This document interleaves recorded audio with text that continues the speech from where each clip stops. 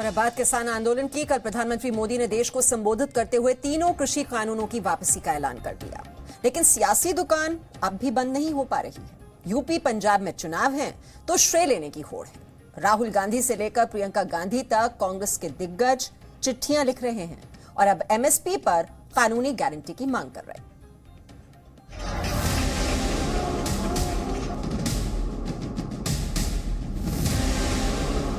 जमाना social media का सही, लेकिन चिट्ठियों की तो बात ही निराली है।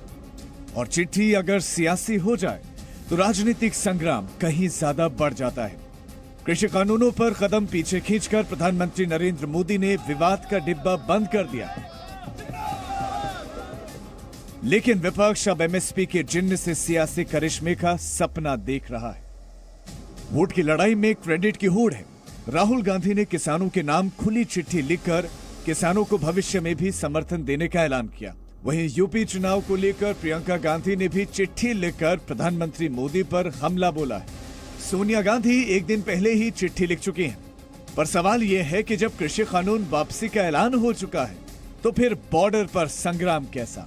जब सरकारों को बातचीत करनी होगी तो बात करें। हमने तो कहा है कि बातचीत शुरू करो और इसको टेबल पे अब आना चाहिए। ये समाधान की तरफ जा रहा है तो रास्ता, तो समाधान की तरफ अब इसको जाना चाहिए। अगर ये मामले शुरू में ही बातचीत होगी होती तो 750 किसान शहीद नहीं होते, ये मुकदमे दर्ज नहीं होते।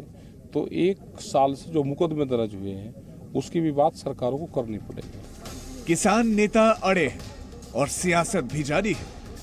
राहुल गांधी ने अपनी चिट्ठी में भविष्य में भी किसानों का साथ देने का भरोसा दिया है। तो मोदी सरकार से किसानों की आय दोगुना करने की मांग की है। भविष्य में योजनाओं का रोड मैप जारी करने को कहा है। लखीमपुर हिंसा के नाम पर प्रियंका हमलावर है। सरकार पर किसानों की आवाज दबाने और लखीमपुर के आरोपियों को बचाने का आरोप लगाया है। तो वहीं सोनिया ने अपनी चिट्ठी में कृषि कानून वापसी को 62 करोड़ किसानों की जीत बताया है। लिखा है कि 700 किसानों की कुर्बानी रंग लाई। लखीमपुर किसान नरसंहार में अन्नदाताओं के साथ हुई क्रूरता को पूरे देश ने देखा। आपको ये जानकारी भी है कि किसानों को अपनी गाड़ी से कुचलने का मुख्य आरोपी आपकी सरकार के केंद्रीय गृह राज्य मंत्री का बेटा है।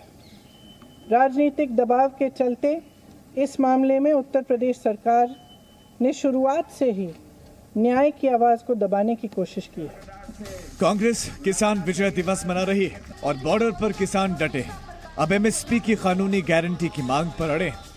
पर सियासत की दौड़ उस वोट बैंक तक जारी है जो यूपी और पंजाब में सरकार बनाने और बिगाड़ने का दम रखती है। पश्चिमी उत्तर प्रदेश की 136 सीटों का गणित किसानों की नाराजगी से बिगड़ सकता है। इसमें आगरा मंडल की 23, अलीगढ़ की 17, बरेली की 25, मुरादाबाद की 27, सहारनपुर की 16 और 28 सीटें शामिल हैं। पिछले बार इनमें से 109 सीट बीजेपी के खाते में गई थी। तो वहीं पंजाब की 117 विधानसभा सीटों में से मालवा क्षेत्र की 69 सीटों पर किसान वोट बैंक असरदार है। और शायद इसीलिए क्रेडिट की होड़, क्योंकि दोनों राज्यों में कुछ दिनों के बाद ही वोटों की दौड़ है। लेकिन सवाल यह है कि क्रेडिट वॉर से वोट मिलेंगे? Bureau report, ji media. Presenting B News app, available on Google Play and App Store. Download it now.